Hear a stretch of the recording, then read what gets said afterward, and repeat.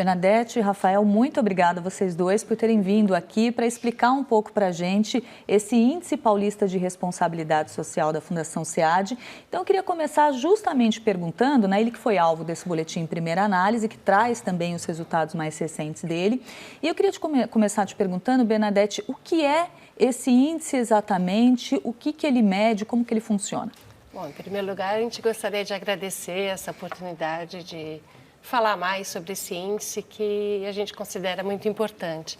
Ele nasceu por uma demanda da Assembleia Legislativa do Estado de São Paulo, que queria um índice que refletisse, que pudesse monitorar a evolução das condições de vida da população de todos os municípios. Então, a Fundação SEAD, que é um órgão produtor e organizador das estatísticas do Estado de São Paulo, pensou em elaborar um índice que utilizasse as 3 dimensões do IDH, né, que é riqueza, longevidade e escolaridade, mas que permitisse ser um instrumento de gestão municipal que possibilitasse acompanhar com mais periodicidade as mudanças, né, que ocorrem em cada município.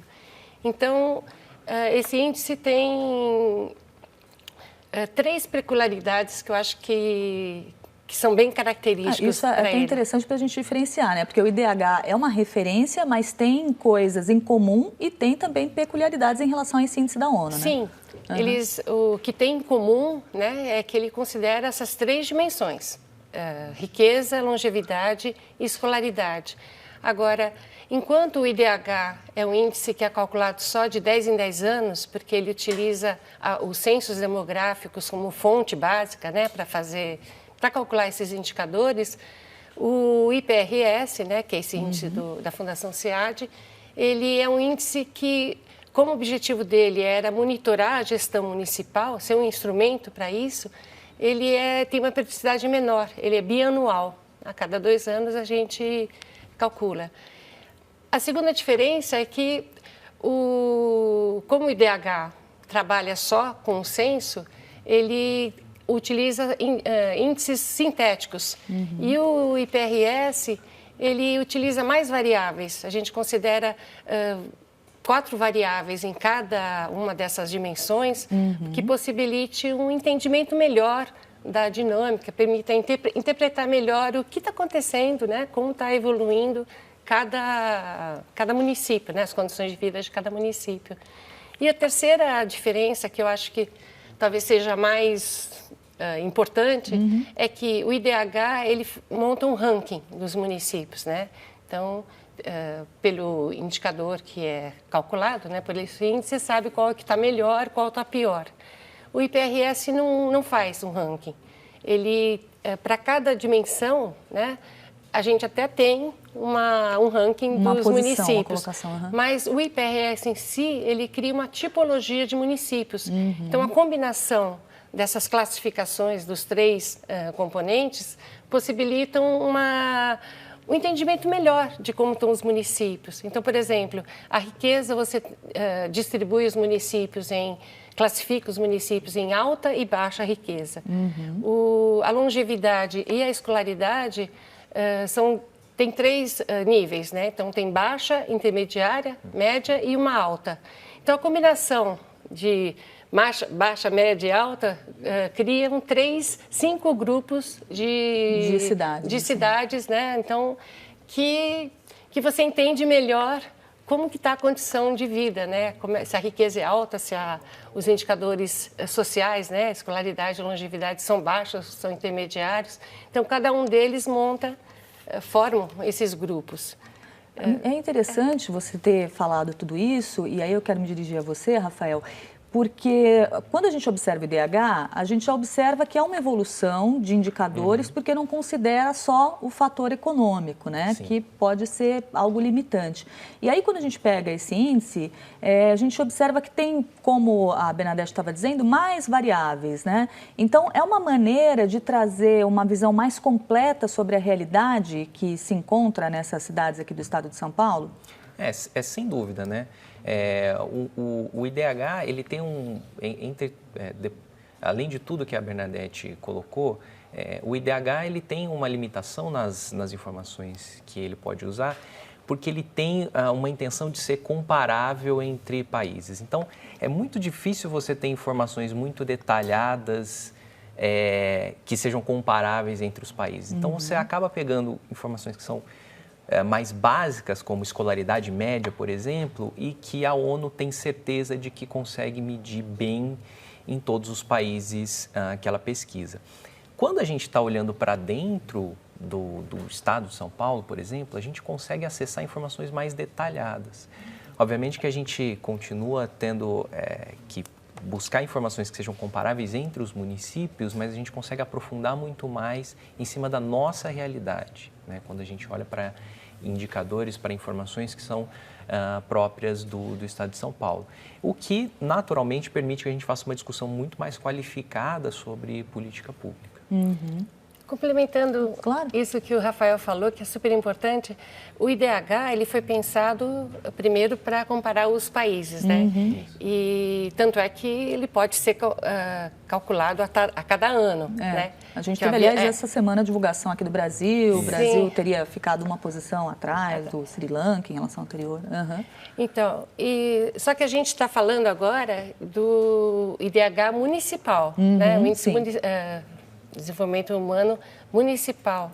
E ele sim depende dos censos demográficos, porque é a única fonte que permite informações para todos os municípios. O IDH é feito para o Brasil inteiro e que possa comparar. Então, os indicadores são mais sintéticos, são mais...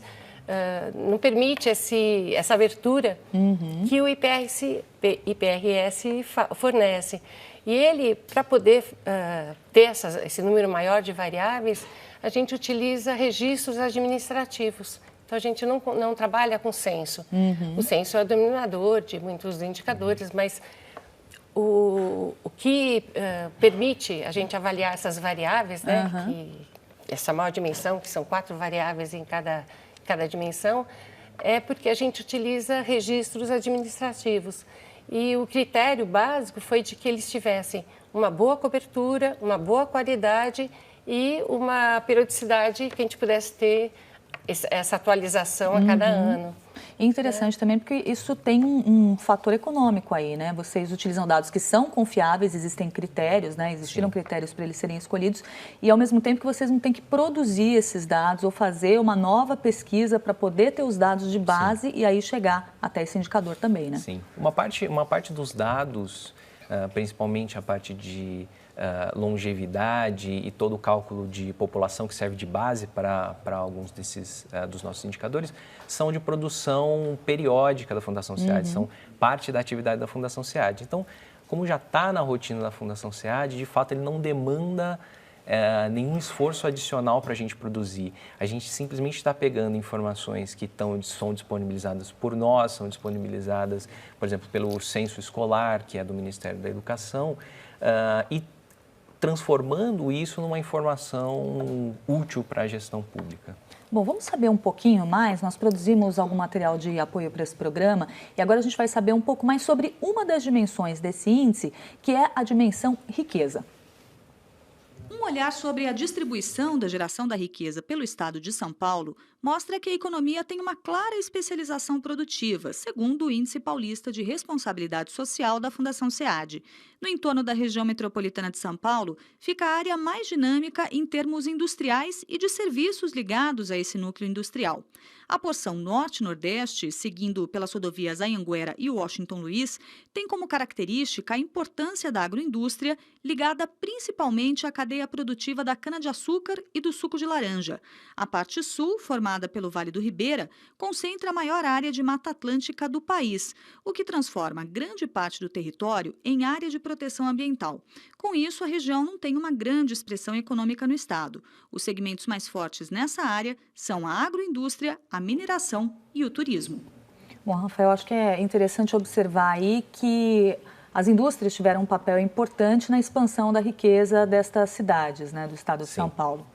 Sim, eu acho que na dimensão econômica do IPRS, quando a gente olha para o mapa, fica muito claro como a riqueza, o nosso indicador de riqueza é puxado pelos eixos industriais. Tá?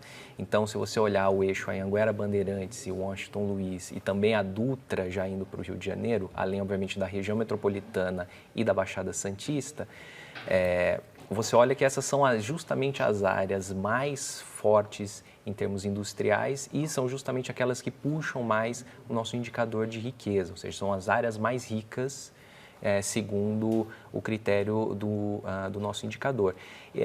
Não é surpresa isso para nós, afinal de contas, a indústria ainda é um componente muito importante aqui no estado de São Paulo, tá? E por ser o componente ainda mais importante aqui da economia do estado de São Paulo, ela também é a que mais tem sofrido nos últimos anos com o atual cenário, né? A gente costuma dizer lá na Fundação que se a indústria vai bem, São Paulo vai muito melhor que o Brasil. Agora, se a indústria vai mal, a gente vai pior do que o Brasil na média, por conta dessa forte dependência, né? Agora, é interessante também mostrar ali no mapa a região do Vale do Ribeira, que é uma região de alta proteção ambiental. Também não é coincidência que ela tem os indicadores mais baixos em riqueza no nosso índice, né? Porque justamente essas áreas de proteção ambiental, aí não estou discutindo exatamente a importância disso, tá? Mas elas limitam muito o desenvolvimento econômico nessas regiões, tá? Aí já vem, acho que, uma primeira lição aí de política pública, né? Ou seja, como é que a gente vence o desafio ambiental, o desafio de preservação ambiental e ainda garante um desenvolvimento econômico para essa região. Fica uma reflexão interessante. E até já dá para, a partir da leitura do relatório, observar algumas coisas que, se não acontecem com força suficiente para promover a riqueza, mas já tem algumas saídas pensadas. Sim. Então, você observa que é uma região turística também. Exato. E coincide com o fato de ser uma área de preservação ambiental. Outra coisa que me chamou a atenção, essas áreas que têm essa concentração da riqueza, também tem uma concentração de pessoas, né? E não por acaso, né? Se a gente pensar nessa região metropolitana de São Paulo, concentra a metade da população paulista, né? Então, se pegar os maiores municípios, você tem a grande participação de toda a população. Já que a gente está falando de população, a gente vai saber agora um pouquinho mais a respeito da dimensão seguinte desse indicador, que é a dimensão de longevidade. As cidades do estado de São Paulo foram classificadas em baixa, média e alta longevidade.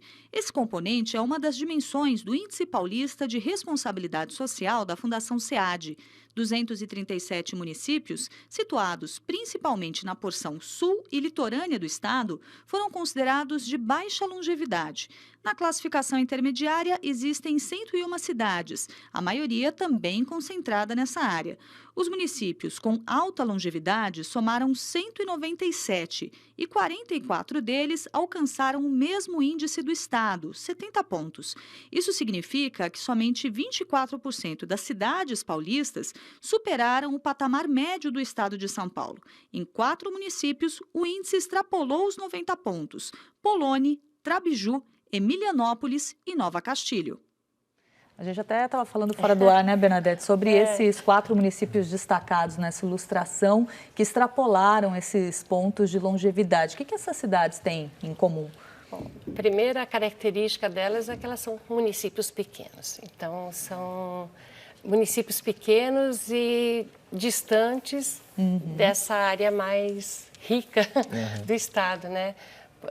Esses 4 municípios, eles aparecem também nas edições anteriores do IPRS como sendo, estando nas principais colocações, né, do ranking da longevidade. E é interessante, né? Eu queria falar um pouquinho sobre os componentes. Eu ia te perguntar justamente agora, né? O que faz esse componente, essa dimensão longevidade? Quais são as variáveis que vocês consideram? Então, no desenho, né, dessa dimensão, nós selecionamos vários indicadores, mas 4 foram selecionados como os que refletem melhor 4 aspectos da saúde do município. Foi primeiro, um indicador que avaliasse o acesso a serviços e a qualidade do atendimento à mulher na gestação e no momento do parto e nos primeiros dias de vida, que é a taxa de mortalidade perinatal, que é calculada pelo número de crianças que morrem antes do nascimento, com 22 semanas de gestação, e as crianças com até 7 dias de vida, dividido pelo total de nascidos vivos e mortos. Um segundo indicador é a taxa de mortalidade infantil, que além desses serviços, né, de atendimento à mãe e à criança, também refletem os indicadores socioeconômicos e ambientais. E ela é calculada pelo número de óbitos, né, com menos de 1 ano, dividido pelo total de nascidos vivos.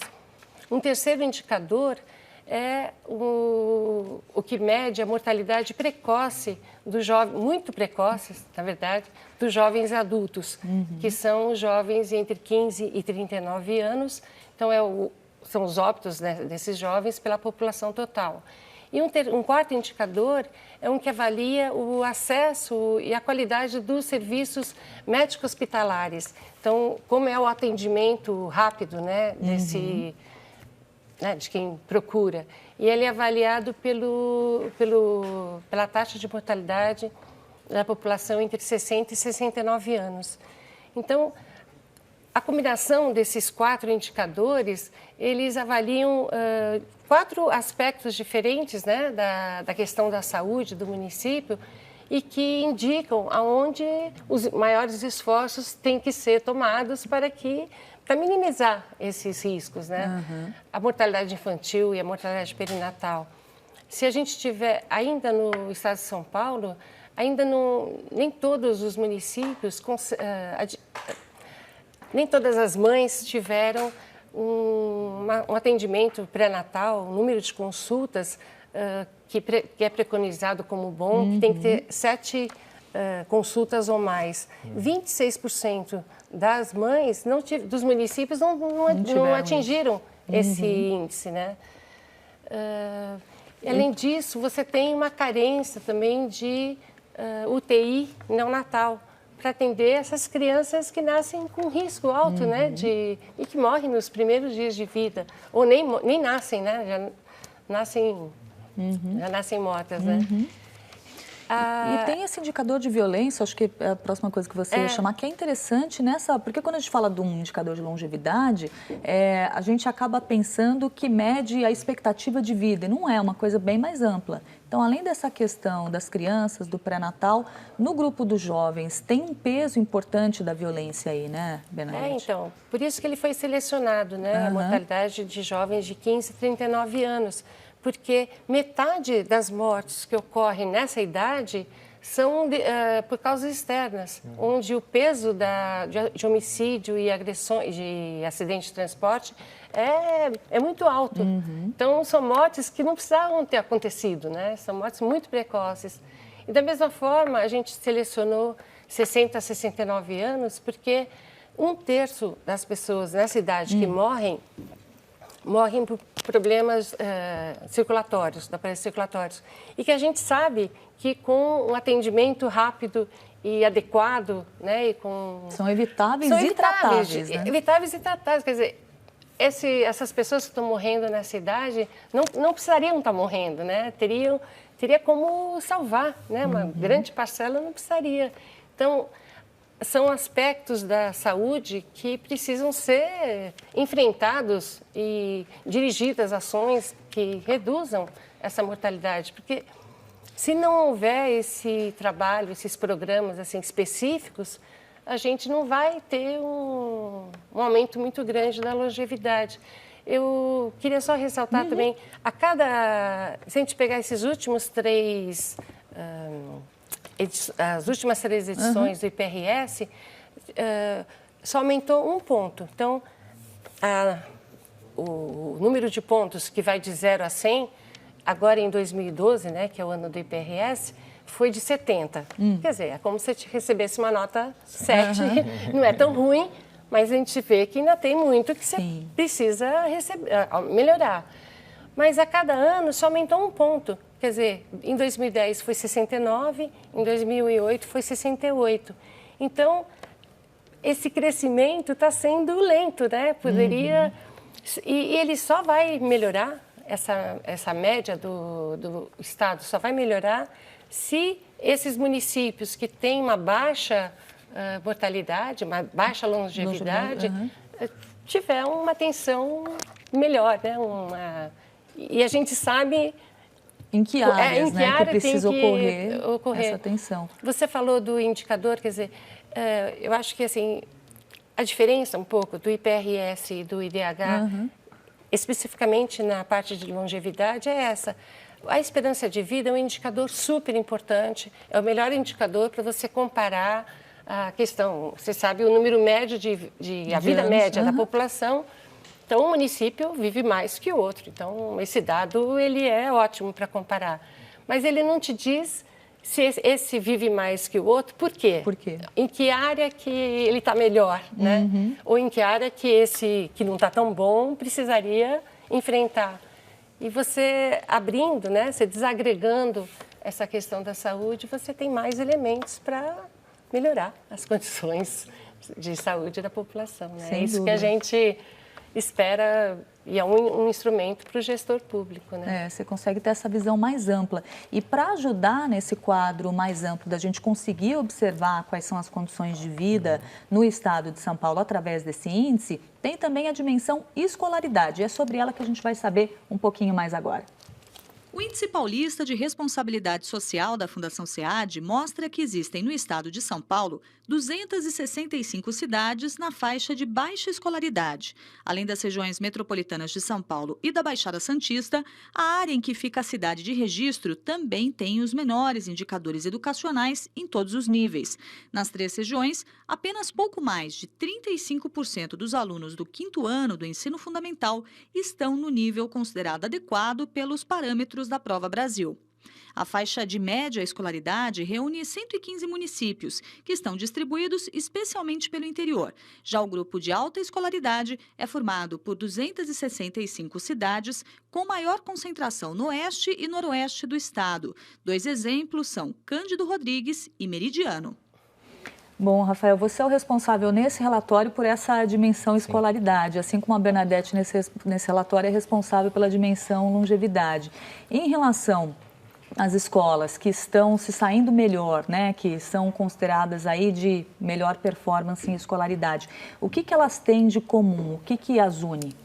Veja, eu acho que essa é uma questão que a gente se faz em quase todas as edições do IPRS, ou seja, o que há de comum nos casos de sucesso do estado de São Paulo, né?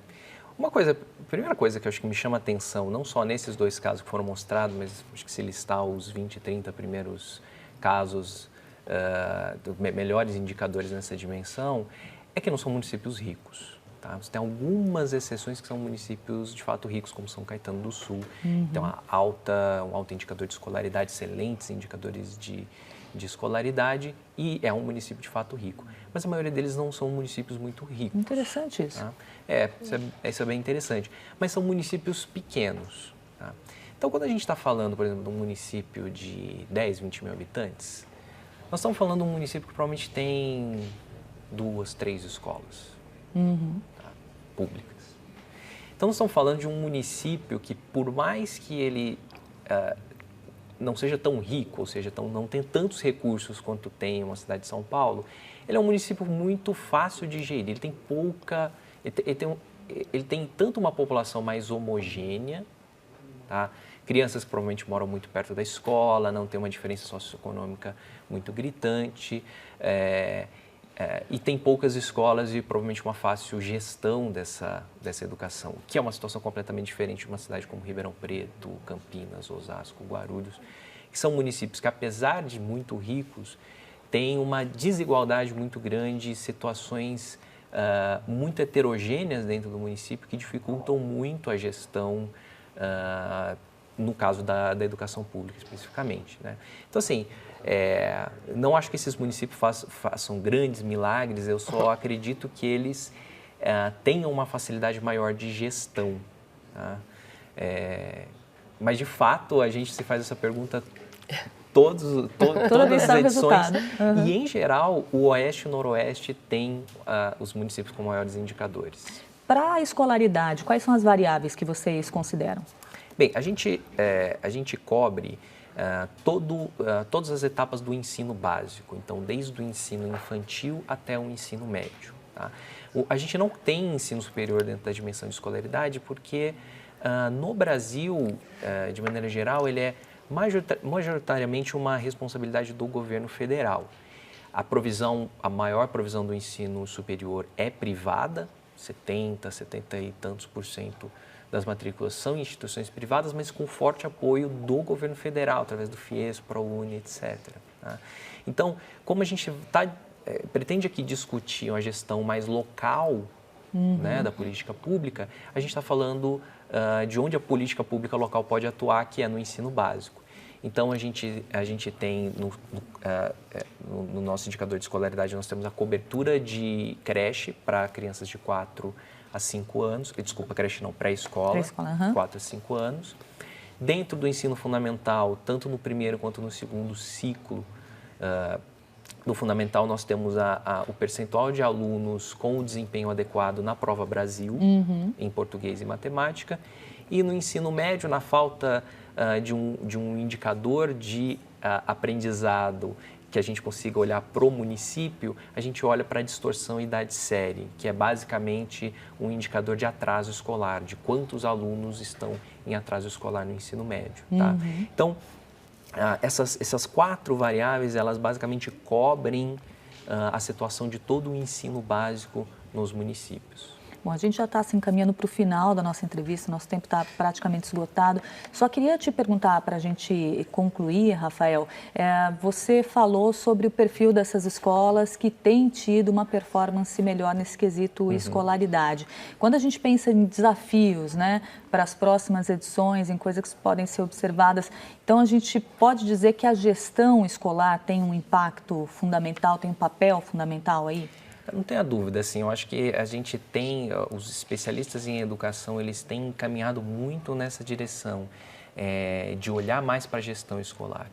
Pouca gente sabe, mas a gestão da escola pública, mesmo num município tão pequeno como Cândido Rodrigues, ela depende de uma articulação entre todos os níveis de governo. Tá? Então, depende de uma articulação com o governo estadual e com o governo federal. Tá? Tanto na parte de recursos, esses municípios, principalmente esses municípios pequenos, eles dependem muito de recursos federais, da transferência de recursos federais. Então, a coordenação entre a gestão local e as esferas estaduais e federais é um aspecto que tem ficado cada vez mais importante para determinar casos de sucesso na educação. Bom, eu quero agradecer muito a participação de vocês dois aqui, explicando para a gente o que é esse indicador, que já existe há 14 anos, como ele é feito e também o que a gente não acabou falando, mas acho que é justo eu mencionar aqui no finalzinho, que ele já é uma ferramenta usada para balizar ações aqui no estado de São Paulo para melhorar a situação em cidades que têm lacunas, que têm percalços aí em algumas destas 3 dimensões. Muito obrigada pelos esclarecimentos, muito obrigada por terem vindo aqui. Obrigado. Obrigada pela oportunidade.